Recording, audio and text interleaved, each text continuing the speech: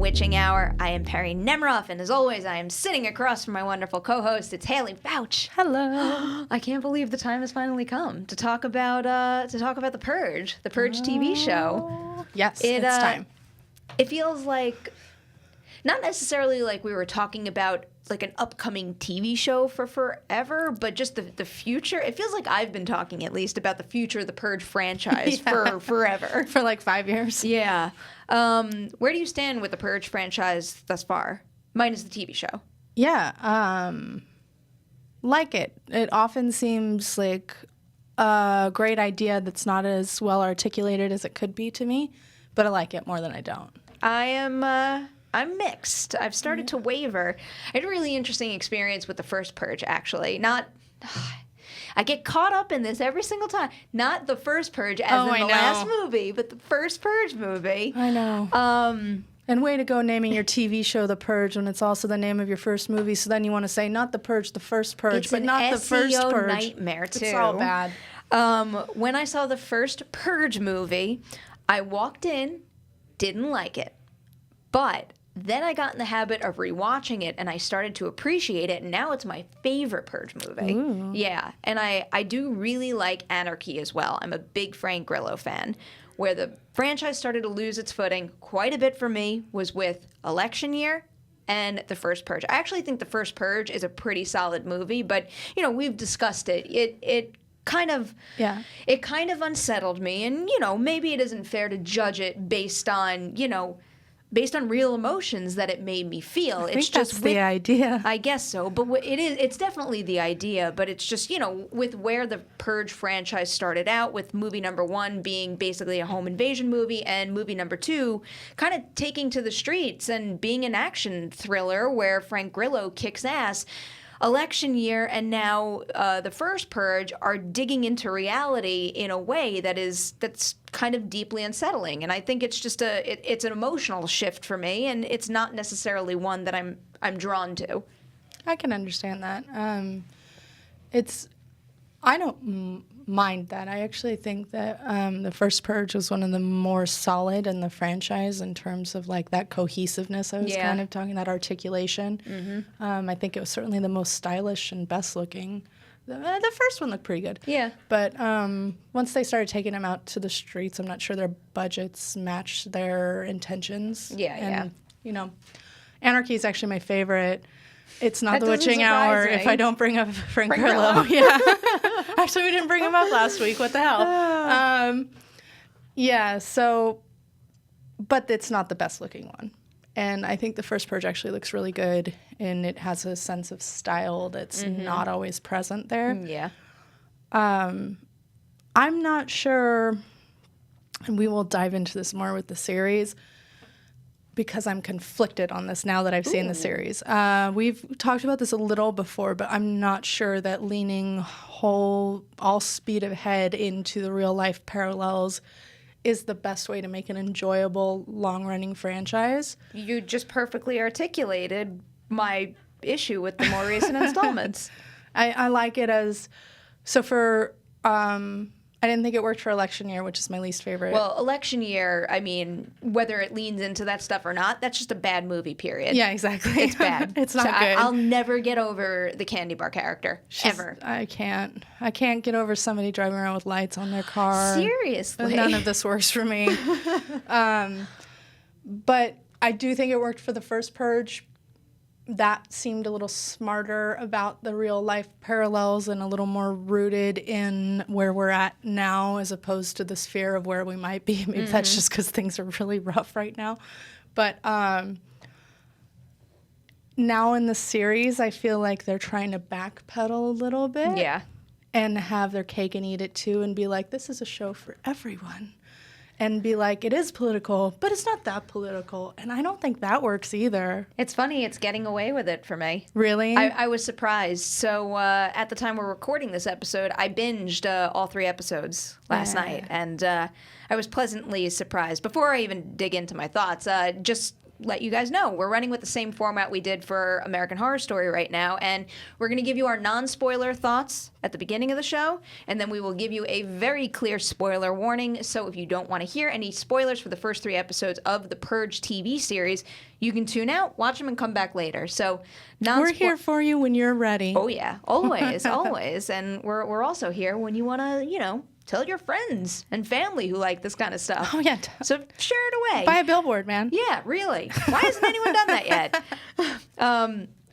Non-spoiler thoughts on the Purge TV series. So the first thing that crossed my mind when I started watching it, and especially when you're looking at it as, I guess, what do we have here? Kind of 3 main storylines. So you've got the Miguel and Penelope thing, where he's back. He's back from being in the army, and now he's trying to find his sister. You have Jenna and Rick, who are attending a new founding fathers event in hopes of getting money to do something good. And then, what am I missing here? I'm missing one of them. Amanda Warren's character. Who... She is something else. She is just her. like a powerhouse on screen. She just completely...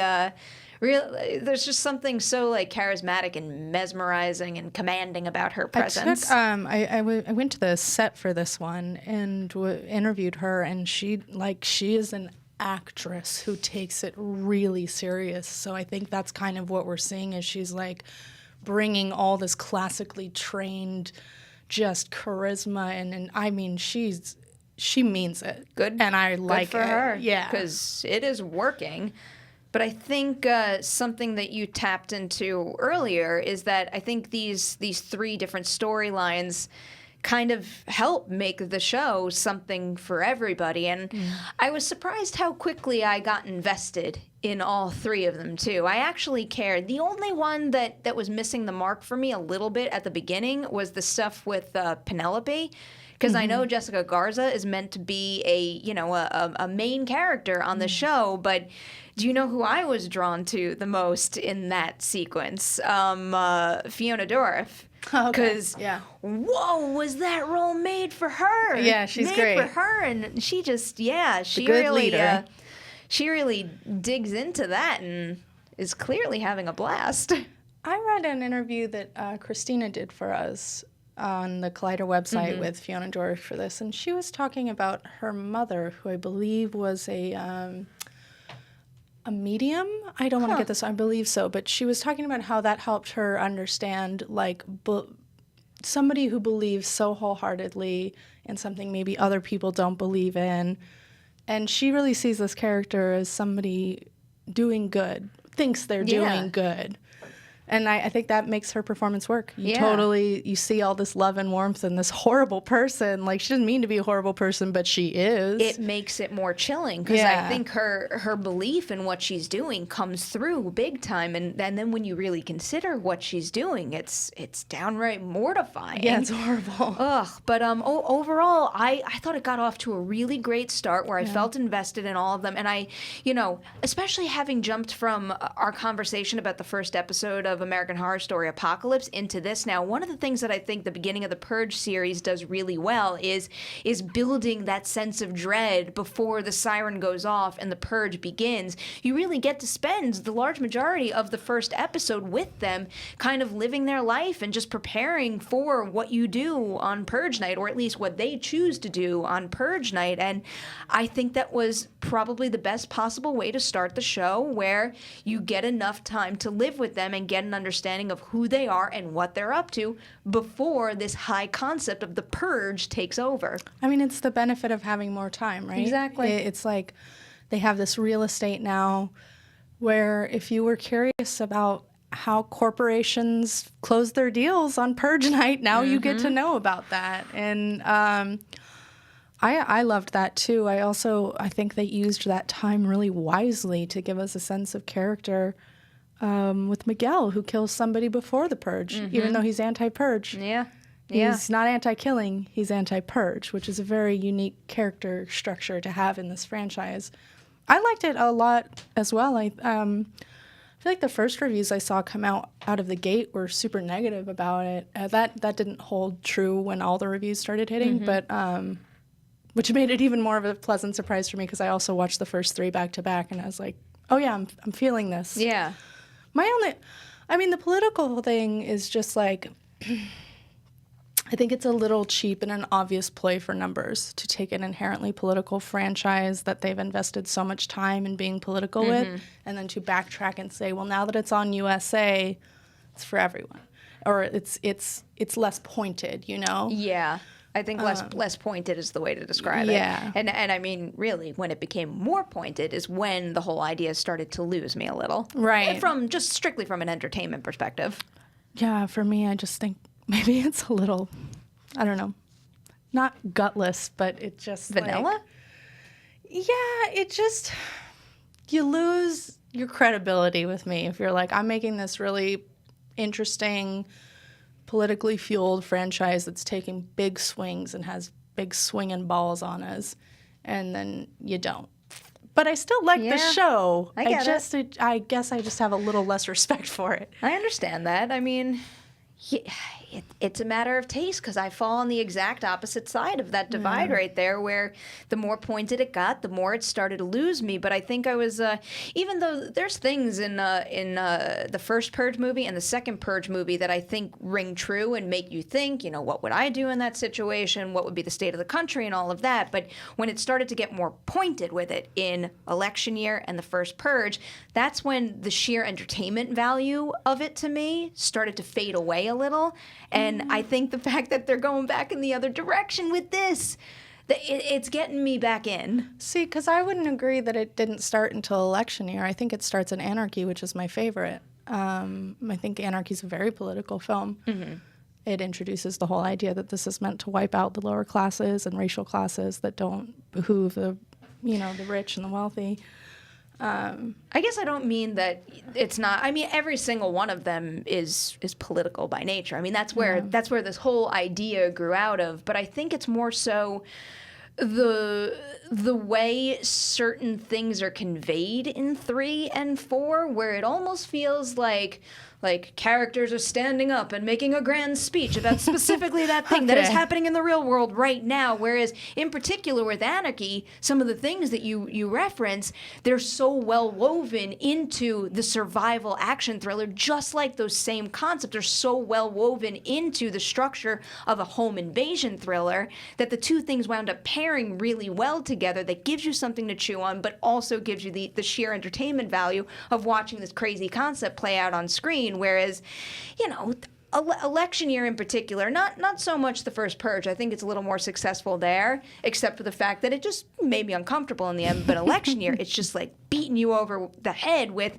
look at this really timely thing we're doing right now. That is definitely true. Look, I'm not here to defend election year.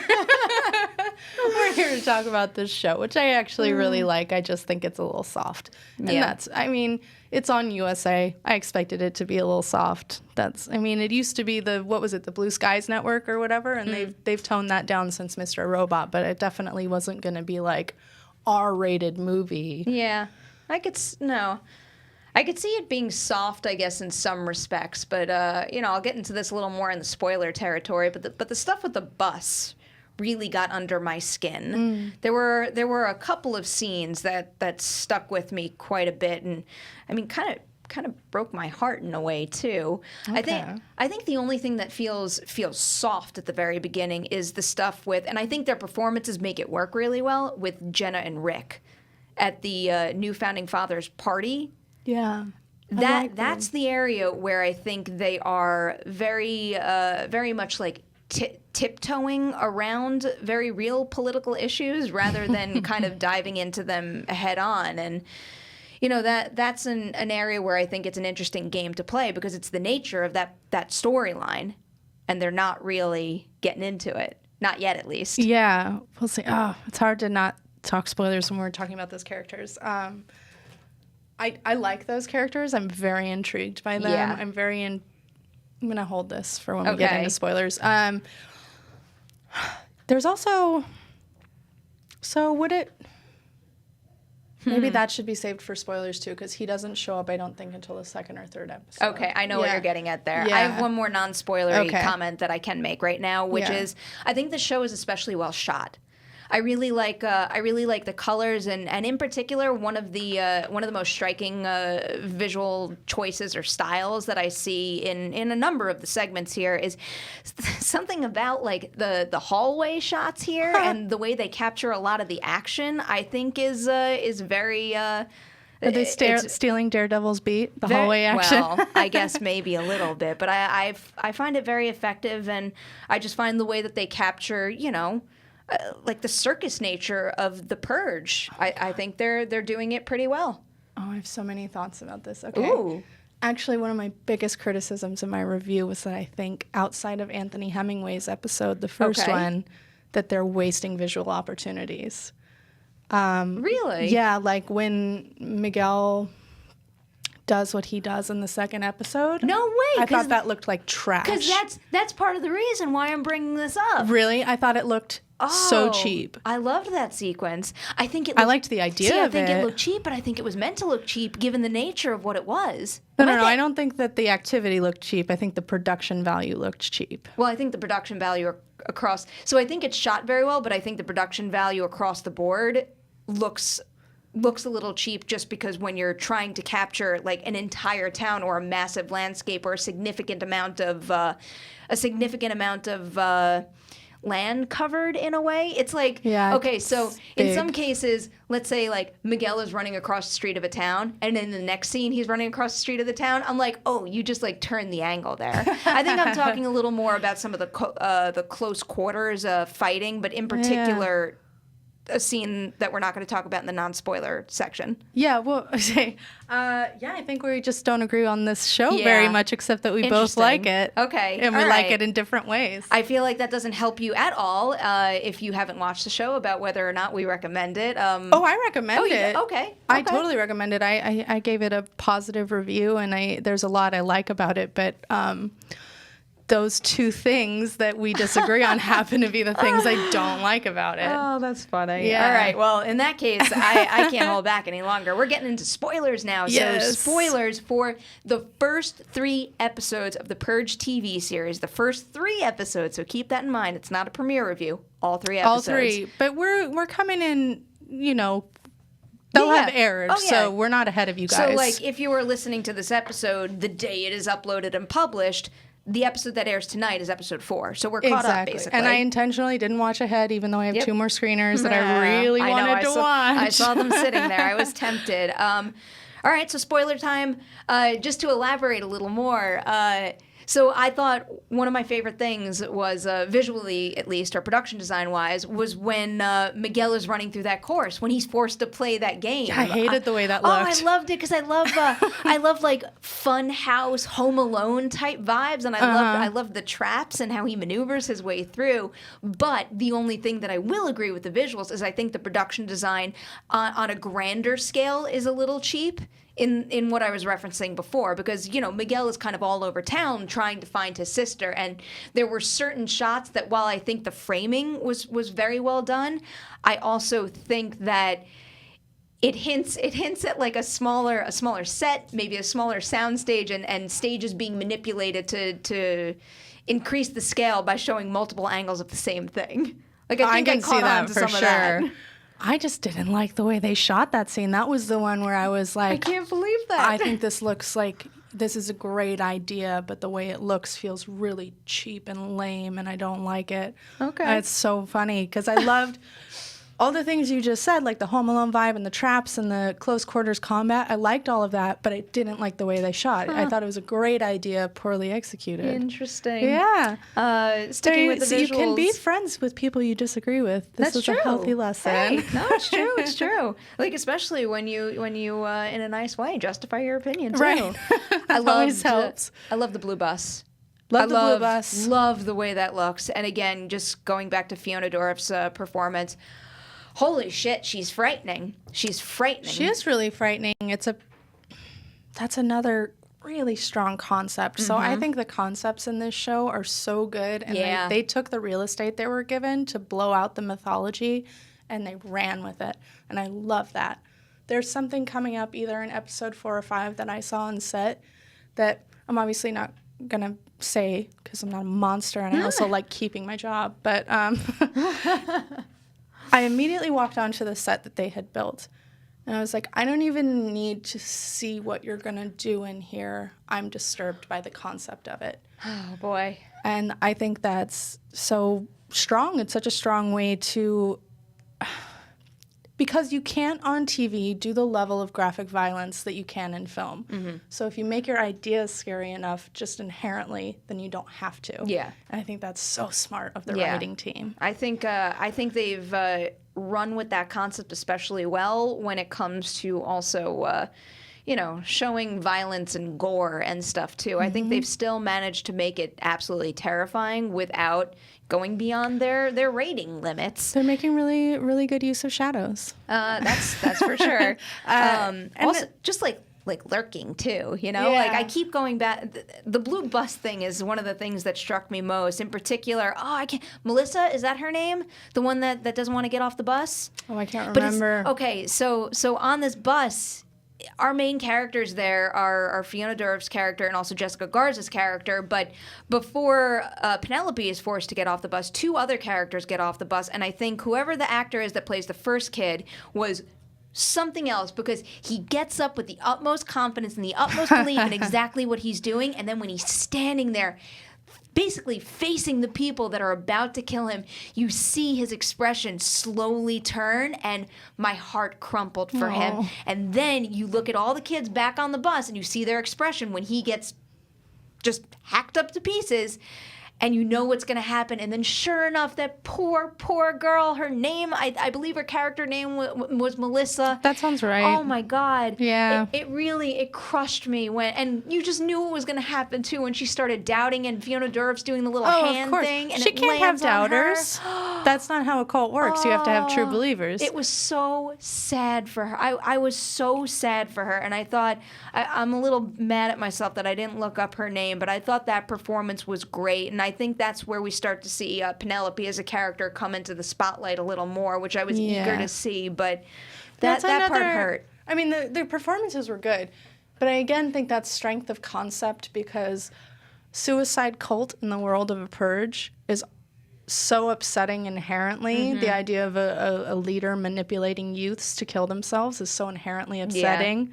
That you don't need the violence to sell the impact. All you need is a good performance, a few shadows, and the idea. Yeah. And it gets the job done. And it's just like that exact thing paired with what they're doing as it pertains to the purge. Because that's another thing I think is done especially well in this show that, I think was lacking a little bit in most of the movies for that matter. But before I even tap into that, her name was Emmanuelle Nadeau. Okay. Nadeau. I don't know. I just wanted to give her a shout out because I thought that was shout a out to you, young great lady. sequence. But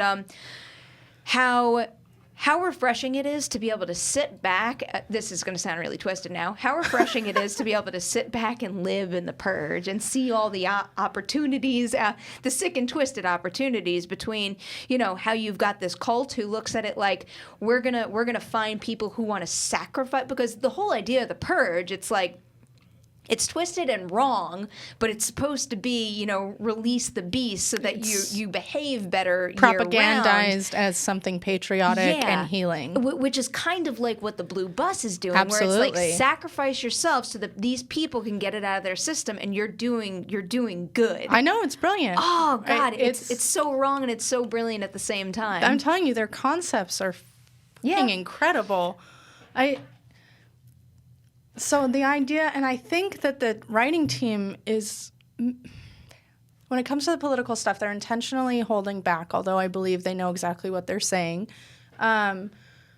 because that right there is about how propaganda gets recycled through religion to manipulate people. And they're not... Maybe you don't need to say it on the nose. I think there's a lot to read into there that's really fascinating and could be explicated a little bit more. Mm-hmm. But just the idea and I think they know exactly what they're doing. I think they're a very smart team. That's a powerful statement, and it's a powerful thing to explore. And it's those visuals I really like, the blue, and especially the pulling through of the blue flowers into this motif with the cult. I love that look. It's all done extremely well. some of the other kind of new ideas or way of living life in a purge world that I was really every time I say something positive about it, I sound really sick and twisted. I'm not actually applauding any of this, but in the context of the show, the stuff that Jane is up to this idea that you can essentially not physically yourself participate in the purge, but hire. I can't believe they hadn't explored that a little more in some of the movies. Yeah, I think the idea was introduced, right? It was, but not to the extent that it is here. Because I also think it speaks to Amanda Warren's performance also, where it isn't used as this flashy thing like, oh, like you can have like an app or you can meet up on an internet and have someone kill someone for you on the purge, but you actually get to sit with her for a while and see her process the choice, whether it was the choice on the spot when she met what's the character? I don't know what the character's name is, but like she also has a really striking look that I was like, you are the coolest and I want to spend time with you. Ace Marie Livingston, when the two of them meet, it's like you get the time with the two of them when they meet and see how she operates as this basically a purge assassin. How she forces Jane to realize once you make this decision, it's a done deal. It's going to happen. And then see her walk through the motions on Purge night of handing over the money and then sitting there and living with someone finding out what she's about to do and her knowing it. And it's also that mind fuck of her knowing that what's her face found out, but she can't verbalize it too. And there's just a really effective, like almost like a ping pong back and forth that she's going through over the course of these 3 episodes that is just so engaging and almost like mind bending. And then you see her own reflection or her own decisions reflected back at her by her subordinate. And she's forced to accept that though she's not committing the violence herself. I mean, I think that Amanda Warren does this all with just her face, but like she suddenly realizes I'm not killing this person, but I'm killing this person for my career. Just when she sees her subordinate do the same thing. Yeah. Oh, I felt so bad for him. I know. Right? And it's like, this is probably one of those things where anytime someone gives like a heartfelt, emotional, I'm going to be a good person speech, like, they're going to die. Oh, totally. And it's like Mark just had that really great moment with Jane. And then, of course, the next thing that happens. And oh God, that was like another a pretty brutal thing to watch. That was rough, and they did a good job right there balancing the violence and the TV standards, I thought, because you get the impression of what she did, but you don't have to watch the whole thing. The other element the show is introducing that we haven't really seen before and is fascinating is an element of sexuality. A theme of marriage and relationship, and beyond what we always see in the Purge movie is like, I'm gonna kill my wife. Like that's as much as they do with marriage. And really this, we're witnessing this sort of 3-way relationship play out that they're spending a lot of time on. I didn't expect that. Yeah, I wasn't expecting that either. And it's, it's hot and it's fascinating, and I believe them. I mean, I think it's one of those things that speaks to their performance. Also, just in a show that's about the purge, it feels like it has come so far, out of left field, because still up until this point, I don't think we really know what their relationship means in relation to the events of that night, which I find really intriguing. I agree. And I think the reason probably the purge, again, it comes down to how much real estate you have. And I don't think they were prioritizing tales of marriage and relationships, but we have not seen sexuality or sexual acts within the Purge franchise, I believe, because James DeMonaco very smartly decided to avoid rape in this conversation. Yeah. There's probably a story to be told there of value, but not in the Purge films. They're too fast and they're too busy, and it will be cheap and exploitative.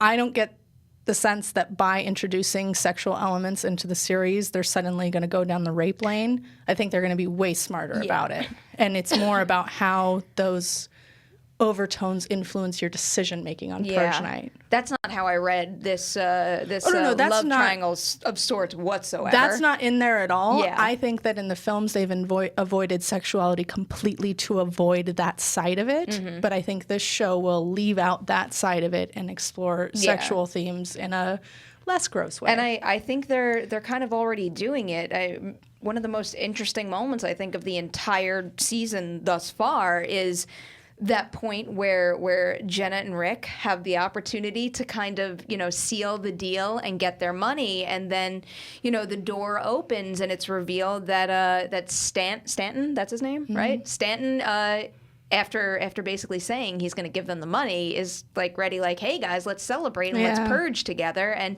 I mean, just that simple idea, that simple movement, because neither Jenna nor Rick kills anybody, but he takes the gun. Mm-hmm. He takes the gun, and what does that mean? And then once you've taken the gun and you say, but I was never going to do it, once you kind of flip that switch and introduce that idea that you could have done it, can you ever backtrack? I think we're going to see Rick go down some interesting paths that Jenna may not be willing to follow. I want to see that happen. And I'm very interested. Is it Lila? Yes. And the actress Lila. is Lily, which is very confusing. Lily Simmons. Yes. Lily and Lila, totally easy to keep straight. She's really an interesting character, too, because she's this socialite, this heiress of this family that likes and supports the Purge and has been a major player in it. And yet, she's not really here for that. Mm-hmm. She was raised to be pro-Purge, but may not be. And that's a very interesting character to see come into this equation where maybe if the women are in love and he's heading more down the violent path, that's just a whole interesting dynamic that I can't wait to see play out. I really do like the new founding fathers element being included and what it means to be pro-Purge, basically, or pro-Purge in a way that, I love the idea of someone being pro-Purge and participating under the safety of the operation they have there, where nobody at the party is allowed to purge. You sign that right away, yet behind closed doors, he's still purging, and basically the whole operation of what they're doing and what they're raising money for is to keep the purge going. Totally. I just find that mentality kind of fascinating. And I think it's great to see more of the elite than just what we see in the films, which is usually a rich people party where they're killing people, which is what we're seeing here. Pretty much. But from a much more interesting angle with a lot more character work behind it. Yeah. So, again, it's space. They have the space to do that. But it's more interesting. And on the flip side of that, the guy I didn't want to talk about. Yeah, I was hoping you were going to bring that up. So Lee Tergesen, I never know how to say his last name. Tergesen's character is a very working class fellow who has been inspired by these Purge motivation tapes to go out and, yes, kill people, but also try to play the hero. Mm-hmm. That's fascinating, and I cannot wait to see more of him. We've barely scratched the surface of that, but that's another angle that I'm dying to see, and that's really why I'm digging this show so much too. I mean, just think about over the course of this conversation how many different perspectives we were able to hit, and that is what's been so exciting about the idea of the Purge as far as it goes. Cinematically on the big screen or now the small screen, is just the idea of you've got this really simple black and white high concept that can be taken in so many different ways depending on who you are, what your background is, what your position is now, what you feel. I mean, there's so much room to explore. And it feels like even after 4 films, we've barely scratched the surface of it. Yeah. And now we're finally getting this really broad view. And I also think it's especially interesting seeing all these different perspectives playing out side by side by side. And I will give the show and the writers a lot of credit because up through these first 3 episodes, even though we're jumping around to so many different characters, I feel like that jumping around has been done very naturally and very well, where it's done in a way where seeing how someone behaves almost enhances your view of how somebody else behaves. So I think the cutting from storyline to storyline has been done very well. I agree with that. The writers, I think, are showing a great sense of ensemble, and that's a tricky thing to pull off if you're, the films haven't been oriented always towards ensemble. They're doing that really well on the show. I'm into it. I like what they're doing. I like their costumes. Of course you like the costumes. Do you like the dresses? I don't like high fashion, so I don't care for that. I'm just kidding. I'm talking about the just dresses. But no, those ladies do look really lovely in their dresses. They do. I especially like Jenna's dress. Yeah. 'Cause, like when I do care about how I dress, that's my style. Okay, nice. Yeah, they look lovely. No, I was talking. So there was this one, I believe it was in the second episode when we see Miguel go into the TV thing. Yeah. And it's such a waste, in my opinion, because I saw it on set and I thought it was so disturbing. But one of the guys who like rappels down, Okay. he's just wearing like basically like a stocking or like bland beige outfit with like jewels sewn all over his face. There are like pearls around his mouth. This is when they rappel down right before he makes a beeline for the building, right? I think so. Because Yeah. I'm going to go back and I'm going to freeze frame it and try to get a good look at this. The costume designer did such incredible work, and when I was on set, that one in particular, I was like, oh, that is very disturbing. I don't like it. And so the fact that she put that much work into a costume that was shown for that much time, I'm like, they are going for their designs. Yeah. I love that. Yeah, I wish I got a better glimpse of that now. Is there anything else from the set visit that, maybe isn't spoiler heavy, but that you can kind of tease to raise some excitement for what's to come? Yeah, I'll say that coming up in either 4 or 5 or possibly both, there is a major set coming. Yeah. Something they built that was extraordinary that I was like, first of all, y'all got some money in this, but also like, well done. It was huge. It was like a whole sound stage. It is, again, full of concept that is immediately disturbing, and it was just completely immersive to step into, even as someone who's visited many sets. So I would say get hyped for that, and I hope it's not like the costume where it's like, you barely see it. I don't think it will be. I think it's like 2 episodes are set in this place, but I'm so excited. I would get hyped for that. I'm very curious to see what that's going to be. Yeah. I'm curious to see what's going to happen too. Also because, do we know the timeline of season 1? Is the whole thing just going to play out over the course of one purge? Yes. Okay. It is one purge with flashbacks. One purge with flashbacks. Yeah. Okay, that makes sense. I think the flashbacks are kind of necessary here. Yeah, and I believe, I could be wrong and I could have been misled, but on set it sounded like they were not intending to really visit other purge nights with the flashbacks, with the exception of the first purge, which we see through Miguel. Yes. That was a connection that I really did appreciate. Yeah. And it makes me, even though, it doesn't change my personal opinion on the first purge, but it makes me appreciate the fact that we've got that movie, The First Purge, and how it connects. Well, certainly that helps you understand his character instantly, because you've seen what those people went through that night. Mm-hmm. Oh, that idea of that legacy of, what do they call it? OFM? Oh, gosh. Original founding member? Something like that? Yeah. I mean, just the fact that that's like a widely known term is... Yeah. It like creeps me out a little bit. Yeah, you're like legacy, but in the worst way. I know, really. Any final closing thoughts on the first 3 episodes of The Purge? I like this a lot, and I'm intrigued because, we talked about American Horror Story last week, and we both said that one of the things we really like about it is the anthology format.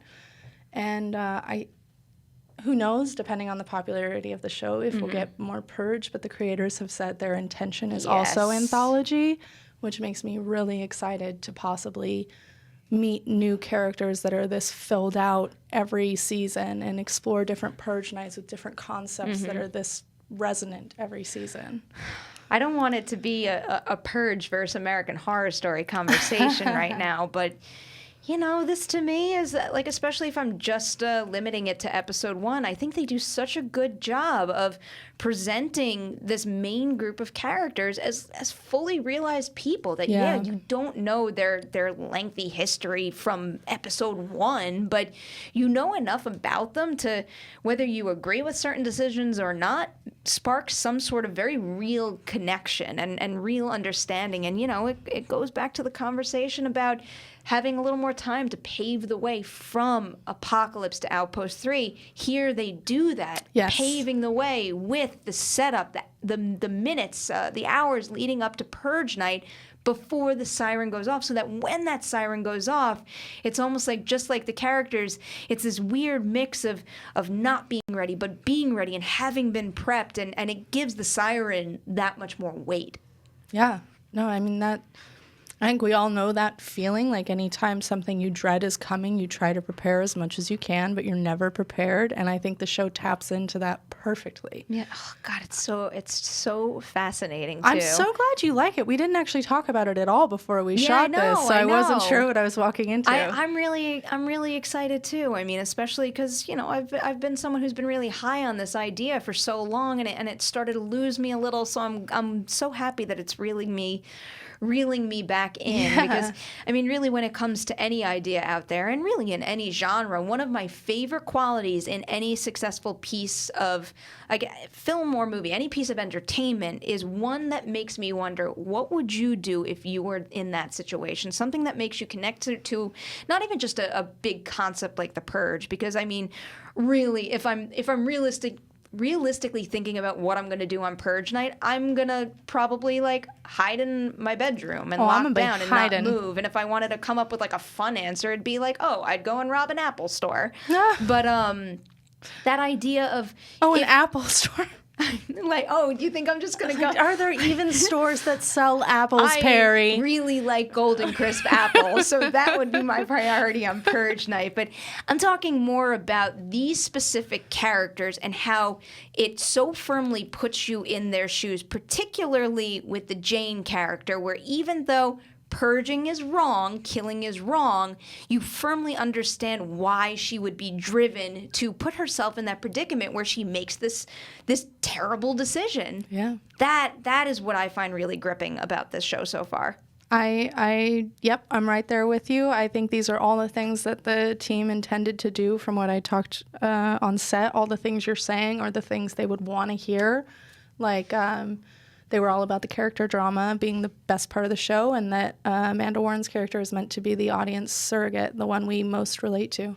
So I love the sound of that. Well done with your observations, and well done writing team doing what you meant to do. So now I got to put you on the spot. Purge night, you have to rob one store. What's it going to be? Oh, gosh, great question. What do I want that is material? I mean, mostly I just want money. Can it be a bank? All right, you can rob a bank. Then it would be a bank. Yeah. I would never run the risk of going outside and robbing anything realistically, but I could buy whatever I want with the money, but I can't pay my rent with shoes. You know what I mean? That's true. But if it had to be a store, it'd probably be a clothing store, like Sephora. I don't know. Oh, okay. Like skincare. Yeah. So I hope those answers were exciting and not disturbing for you guys. Gonna kill some people for my La Mer. God. Yeah. Hard no. No, never.